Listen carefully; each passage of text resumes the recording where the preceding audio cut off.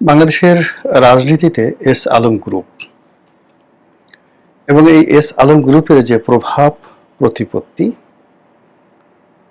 এবং তার সঙ্গে যে অর্থ এবং আন্ডারওয়ার্ল্ডের যে কানেকশন, এর ফলে শেখ হাসিনার যে পতন কিভাবে হয়েছে, আর একই অশনি সংকেত, অর্থাৎ শেখ হাসিনার যেভাবে পতন হয়েছে এস আলমের কারণে ঠিক একই অবস্থা এখন বিএনপিকে গ্রাস করেছে। শুধু বিএনপি নয়, অন্যান্য রাজনৈতিক দল তারাও এর কবলে পড়েছে। জামাত, এনসিপি সহ ডক্টর মোহাম্মদ ইউনূস সবাই। কথাগুলো খুব খোলামেলাভাবে বলবো, যা হয় হোক, যে যা মনে করুক, কিন্তু এই কথাগুলো বলা পবিত্র দায়িত্ব। আগে আওয়ামী লীগের ঘটনা বলে নেই। এস আলম মূলত ব্যবসা করতেন, বাস মানে ট্রান্সপোর্ট ব্যবসা, এবং তার অন্যান্য যে সকল আমদানি রপ্তানি বা যে ব্যবসা তিনি শুরু করেছিলেন অনেকটা জামাত ঘেঁষা। ইসলামী ব্যাংকের ক্লায়েন্ট ছিলেন, খুব বেশি দিন আগের ঘটনা নয়, এবং ইসলামী ব্যাংকে তিনি যে আনুকূল্যটা পেয়েছিলেন সেটা মূলত মীর কাশেম আলী সাহেবের বদান্যতায়। বলা হতো মীর কাশেম সাহেব তাকে অত্যন্ত স্নেহ করতেন, এবং এই যে তার যে উত্থানটি, এটি বিএনপি জামাত জোট যখন হলো, অর্থাৎ সেই 2001 থেকে 2006 পর্যন্ত, এই সময়টিতে তার উত্থান, এবং সেটা জামাতের হাত ধরে, মীর কাশেম আলীর হাত ধরে, এরপর ধীরে ধীরে তিনি তার ব্যবসা বিস্তৃত ঘটাতে থাকেন। আওয়ামী লীগের তার যে অনুপ্রবেশ, সেই অনুপ্রবেশ কার মাধ্যমে কিভাবে হয়েছিল এটা গবেষণার বিষয়। তবে তিনি যে 21 টেলিভিশন দখল করেছিলেন, সেখানে তার সহযোগী ছিল আব্দুস সোবহান গোলাপ। তো আব্দুস সোবহান গোলাপ মূলত শেখ হাসিনার খুব ঘনিষ্ঠ জন ছিলেন, এবং আমেরিকাতে যখন শেখ হাসিনা যেতেন তখন তার সঙ্গে সার্বক্ষণিকভাবে থাকতেন এবং তার গাড়ি চালাতেন।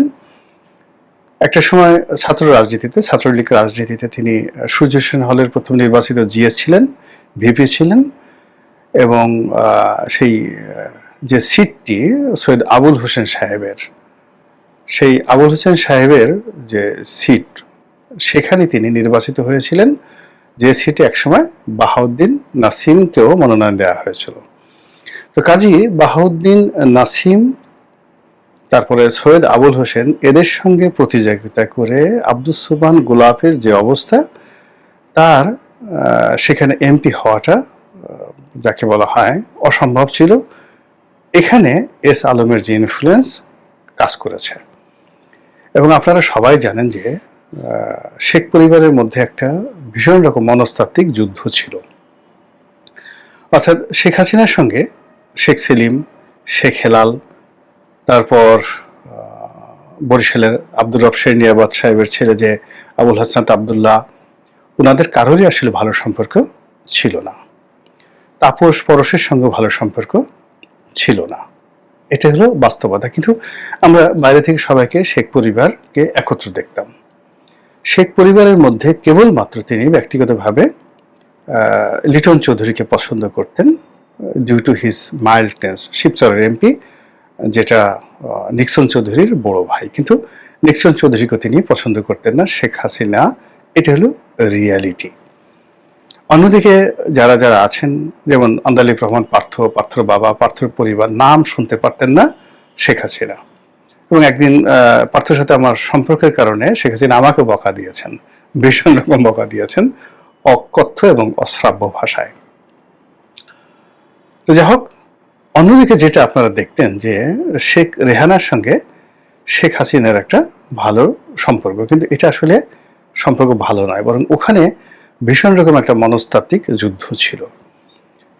শেখ হাসিনা মানে শেখ রেহানার সঙ্গে যাদের যাদের সম্পর্ক ভালো ছিল, তাদের সবার রাজনৈতিক কপাল পুড়েছে এই সম্পর্ক থাকার কারণে। যেমন সাবের হোসেন চৌধুরীর সঙ্গে শেখ রেহানার খুব ভালো সম্পর্ক ছিল। তারপরে আব্দুল আল মিন্টু সাহেবের সঙ্গে শেখ রেহানার একটা ভালো সম্পর্ক ছিল এবং এরা সবাই শেখ হাসিনা রোষানলে পড়েছিলেন এই কারণে। কিন্তু তিনি সবসময় বোনকে আগলে রাখতেন যেন সে কোনো অবস্থাতেই অন্য কিছু করতে না পারে। ফলে শেখ রেহানাকে নিয়ে অনেক কথা আমরা শুনি আকাশে বাতাসে, সত্য মিথ্যা সেটা পরের ব্যাপার। কিন্তু এখানে যে জিনিসটা বাস্তব সেটা হলো শেখ রেহানার দক্ষিণ হস্ত ছিলেন এস আলম। এখন এই এস আলম দক্ষিণ হস্ত ছিলেন, এটা একটা বলয়, আওয়ামী লীগের একটা রাজনীতির ধরুন একটা অ্যাঙ্গেল, ত্রিভুজের একটা অ্যাঙ্গেল। তো তার কাউন্টার যার একটা অ্যাঙ্গেল সেটা ছিল সালমান এফ রহমান। ইনি শেখ হাসিনার সরাসরি আপনজন। তো সালমান এফ রহমানের সঙ্গে আবার যাকে বলা হয় এস আলমের একটা দাকুমার সম্পর্ক ছিল। আর সালমান এফ রহমান তার সঙ্গী হিসেবে নিয়ে এনেছিলেন আনিসুল হককে, এবং সেই আনিসুল হক এবং সালমান এফ রহমান মিলে সজীব ওয়াজেদ জয়ের ব্যবসা দেখাশোনা করা, তাকে কমিশন দেওয়া, এই সমস্ত অনেকগুলো অডিও ফুটেজ বিভিন্ন সময় ভাইরাল হয়েছে। তো শেষের দিকে এস আলম এবং সালমানের মধ্যে যে দ্বন্দ্ব, এটা একেবারে যাকে বলা হয় মারাত্মক পর্যায়ে পৌঁছে যায়। সালমান চাচ্ছিল এস আলমের ব্যাংকগুলো দখল করে নেওয়ার জন্য, বিশেষ করে ইসলামী ব্যাংক। আর এস আলম সর্বশক্তি দিয়ে সালমানের সর্বনাশ করার চেষ্টা করছিলেন, এবং এর ফলে আওয়ামী লীগের যে প্রাসাদ ষড়যন্ত্র এটি চরম থেকে চরম পর্যায়ে পৌঁছে যায়। আর এর ফাঁকে যেটি হয়, বসুন্ধরা গ্রুপ, তারপর হামিম গ্রুপ, এরপরে নাসা গ্রুপ, তারপরে সামিট গ্রুপ, মানে তারা যার যার মতো করে মূলত প্রধানমন্ত্রীর কার্যালয়কে ব্যবহার করে তাদের ব্যবসা বাণিজ্য তারা করতো। কিন্তু এই যে দুজনের যে প্রাসাদ ষড়যন্ত্র, এর মধ্যে কিন্তু এই বাকি গ্রুপগুলো যারা তারা ছিলেন না। সজীব ওয়াজেদ জয়ের সঙ্গে যেই পলকের সম্পর্ক, আইসিটি মন্ত্রণালয়ের ব্যবসা বাণিজ্য, এগুলো অনেক বিষয়ে ঘটেছে পর্দার আড়ালে। তার সঙ্গে নগদ, এই নগদের ব্যবসা, বঙ্গবন্ধু স্যাটেলাইট, সিভিল এভিয়েশনকে বিভিন্ন প্রাইভেট কোম্পানিকে দেওয়া, এই যে এখন ডক্টর মোহাম্মদ ইউনূস যেটা ডিপি ওয়ার্ল্ডকে দিতে চাচ্ছেন, এই ডিপি ওয়ার্ল্ড মূলত সেই শেখ হাসিনার জমানার প্রজেক্ট। এখন এটার সঙ্গে কি সালমান জড়িত না এটার সঙ্গে এস আলম জড়িত, এটা আপনারা খুঁজলেই বুঝতে পারবেন যে কেন এটা হয়নি। যদি এটা তৃতীয় পক্ষ জড়িত থাকতো তাহলে এটা হয়ে যেত শেখ হাসিনার জামানাতেই। ওনার জামানাতে এত দেরি হয়নি, এখানে রশি টানাটানি হয়েছে। এখন এই ডিপি ওয়ার্ল্ড এর সঙ্গে আমার যেটা সিক্স সেন্স বলছে, এর সঙ্গে এস আলম সাহেব জড়িত। তো এস আলম সাহেব জড়িত হওয়ার কারণে কি হলো, সেটা হয়নি। তো যাই হোক, এইভাবে শেখ হাসিনার পতন হলো। এর কারণ হলো এই যে অর্থনৈতিক যে দ্বন্দ্ব এবং সংঘাত, এটা সব জায়গাতে ছড়িয়ে পড়েছিল, পুলিশে, র্যাবে, সেনাবাহিনীতে, সব জায়গাতেই এই গ্রুপিংটা ছড়িয়ে পড়েছিল। এবং যার কারণে এখন এস আলম এবং সালমান এফ রহমান তারা যাকে বলে দেশ ছাড়া এবং সিভিল অ্যাডমিনিস্ট্রেশনের দ্বারা মারাত্মক ক্ষতিগ্রস্ত হচ্ছেন। কিন্তু যে জিনিসটি অবাক করা বিষয় সেটা হলো এস আলমের যেহেতু একটা জামাত কানেকশন ছিল এবং সেই সুবাদে বিএনপির সাথে তাদের একটা কানেকশন ছিল। এটা 2000 সেই মানে 1996 থেকে না 2001 থেকে 2006 পর্যন্ত, অর্থাৎ জামাতের যে কানেকশনটা এবং বিএনপির যে কানেকশনটা এটা তখন থেকেই ছিল। এবং এই কানেকশনের মধ্যে এস আলম যেটা করেছে এই সময়টাতে, জামাতের কানেকশনটা বাদ দিয়ে সে বিএনপির কানেকশনটাকে আপহোল্ড করেছে। আপহোল্ড করার ফলে কি হলো, বিএনপির যে পাওয়ার হাউস, সেই পাওয়ার হাউসে সে ঢুকে গেছে। এবং টাকা ইজ সো সেক্সি, টাকা ইজ সো সেলিব্রিটি, এর কাছে আসলে কোনো নীতি নৈতিকতা থাকে না। এখন কাউকে যদি গাড়ির দুর্বলতা থাকে, তাকে যদি একটা রোলস রয়েস দেওয়া হয়, সে কিচ্ছু চিন্তা করবে না, মুহূর্তের মধ্যে সে রোলস রয়েসটা নিয়ে নেবে। এবং এস আলম সাহেব সেই কাজটাই করেছেন। কারো যদি নারীর প্রতি লোভ থাকে, এখন দেখা গেল যে বোম্বে থেকে একটা সময় শিল্পা শেঠিকে ঢাকা আনা হয়েছিল, এরকম কথা আমরা শুনেছি। তো যাদের জন্য আনা হয়েছিল তারা তো মরে যায় নাই, শিল্পা শেঠিও মরে নাই, তারাও মরেনি।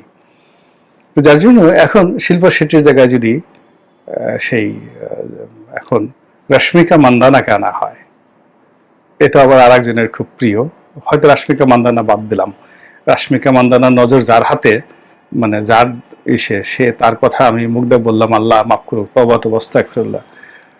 তো যাই হোক, রশ্মিকা মান্দানাকে বাদ দেন, ধরেন এখন কি এক ভাটিয়া আছে না, দক্ষিণের নায়িকা ভাটিয়া, নুকাবালিয়া যে গান গায়, নুকাবালিয়া।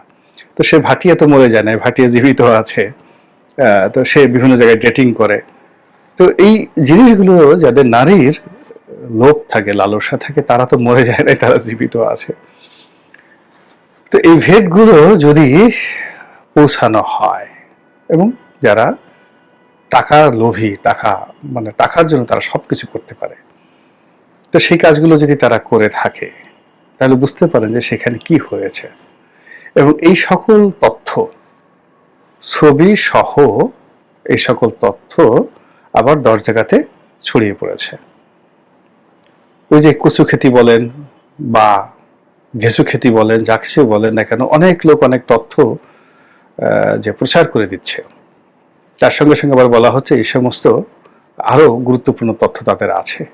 অমুকের টুনটুনি, অমুকের ঝুনঝুনির যে যন্ত্রণা, তাদের যে লাফালাফি, সব ভিডিও ফুটেজ আছে বলে বিভিন্ন যে ভয় ভীতি দেখানো হচ্ছে, এটা সবই এস আলমের কারসাজি। তো এস আলমের যে কারসাজিটা, একটি ঘটনা সামনে ঘটবে 21শে টেলিভিশন নিয়ে। 21শে টেলিভিশন আবার হস্তান্তর হবে। এখন এটা কি, এই সময়টাতে যেহেতু বিএনপির অবস্থা খারাপ, যার জন্য এখন এটা হচ্ছে না, কিন্তু এটা খুব গত মাসে এটা হওয়ার কথা ছিল। কিন্তু বিএনপি যদি ক্ষমতা আসে 15 দিনের মধ্যে দেখবেন যে ওই লোক এখন এস আলমের মানে যে মালিকানা, সেই মালিকানা আবার সেখানে প্রতিষ্ঠিত হয়ে যাবে। আর এখন যে বেচারা সালাম সাহেব আছেন, তিনি আবার তাকে জেলে যেতে হবে। এবং গতবার জেলে যাওয়ার সময় তিনি মার খান নাই, এবার জেলে যাওয়ার সময় তার যে কি অবস্থা হবে একমাত্র আল্লাহ রাব্বুল আলামিন জানেন। এই কথাগুলো কিন্তু বাতাসে ঘুরে বেড়াচ্ছে, বাতাসে ঘুরে বেড়াচ্ছে। তো এই এস আলমের টাকা যেটা নিয়ে প্রথম যে গন্ডগোলটা হলো, সেই গন্ডগোলটা হলো ইসলামী ব্যাংক নিয়ে। ইসলামী ব্যাংক জামাতের যারা লোকজন আছে তারা ম্যাটিকুলাসলি দখল করে ফেললো। তো এখানে জামাতের লোকজন মালিকানা দখল করলো, কিন্তু প্রশাসনটা চালাচ্ছে কিন্তু ডক্টর মোহাম্মদ ইউনূসের যারা লোকজন তারা। এখানে বাংলাদেশ ব্যাংক থেকে যে চেয়ারম্যান নিয়োগ দেওয়া হয়েছে, বোর্ড নিয়োগ দেওয়া হয়েছে, সেই বোর্ড এবং চেয়ারম্যান এত শক্তভাবে চালাচ্ছে যে জামাত এখানে আসলে অত কিছু করতে পারছে না। কিন্তু এটা যেন জামাতকে সেখান থেকে বের করে আলমের প্রতিষ্ঠা করা যায়, শক্তি মত্তা সেখানে প্রদর্শন করা যায়, তার জন্য এই ইসলামী ব্যাংকের হেড অফিসের নিচে গোলাগুলি হয়েছিল। যুব দলের এক নেতা সেখানে গোলাগুলি করেছিল, দখল করার চেষ্টা করেছিল, এবং সেটা জামাতের সাথে পেরে ওঠেনি। এবং এই কাজের সাথে কারা কারা জড়িত বিএনপির বা অন্যান্য রাজনৈতিক দলের, এটা এখন ওপেন সিক্রেট। এবং সেখান থেকে কিন্তু বিরোধ, জামাত এবং বিএনপির যে বিরোধ, ঠিক ওই এস আলম থেকে, ওই ইসলামী ব্যাংক থেকে, ওই গাড়ি থেকে, ওই রোলস রয়েস থেকে, ওই তামান্না ভাটিয়া থেকে, এই জিনিসগুলো এখন ওপেন হয়ে যাচ্ছে। ওপেন হয়ে যাওয়ার ফলে কি হলো, রাজনীতিতে যে একটা পারস্পরিক যে শ্রদ্ধা আছে, সেই শ্রদ্ধাটা এখন আর নেই। না থাকার কারণে অনেক বড় বড় নেতা সম্পর্কে অনেক অশ্লীল অশ্রাব্য কথা বলা হচ্ছে, এবং অনেককে বসতে দেওয়া হচ্ছে না, অনেকে ধাক্কা দেওয়া হচ্ছে। এবং একত্রে ছোট ছোট বাচ্চা পোলাপান যারা আছে, তারা যখন এই ঘটনাগুলো জেনে গেছে যে এর সাথে নারী জড়িত, এর সাথে টাকা জড়িত, তখন আর তারা এই শ্রদ্ধাটা প্রদর্শন করছে না। ফলে দেখেন যে হারাম টাকা কিভাবে মানুষকে পচায়, এবং হারাম টাকার যে যন্ত্রণা, এটা জগৎ শেঠের জমানাতে যেভাবে মির্জাফরকে শেষ করেছে, যেভাবে সিরাজউদ্দৌলাকে শেষ করেছে, এবং একইভাবে রবার্ট ক্লাইভকেও শেষ করেছে হারাম টাকা। মির্জাফরের যে পরিণতি, তার তো সারা শরীরে কুষ্ঠ হয়ে গিয়েছিল। এবং একই নারী নিয়ে, মেয়ে নিয়ে মির্জাফর এবং তার ছেলে মিরন টানাটানি করেছে, মারামারি করেছে।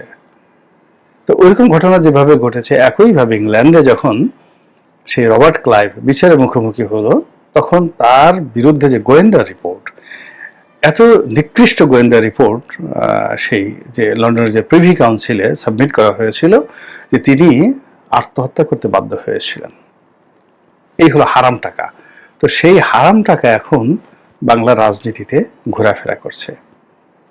আমি শুধুমাত্র এস আলমকে উদ্দেশ্য করে বললাম, বাকি যারা টেস আলম আছে, এল আলম আছে, উল আলম আছে, অর্থাৎ যে হারাম টাকা, আওয়ামী লীগ আমলের জমানার হারাম টাকা, সেটা বেনজিরের হোক, খেনজিরের হোক, টেনজিরের হোক, এই হারাম টাকা যে সকল রাজনীতিবিদদের পকেটে গেছে, পাঞ্জাবির পকেটে ঢুকেছে, পাজামার পকেটে ঢুকেছে, হেলিকপ্টারে ঢুকেছে, মানে আতরে ঢুকেছে, আলতাসনো পাউডারে ঢুকেছে, তাদের রংমহলে ঢুকেছে,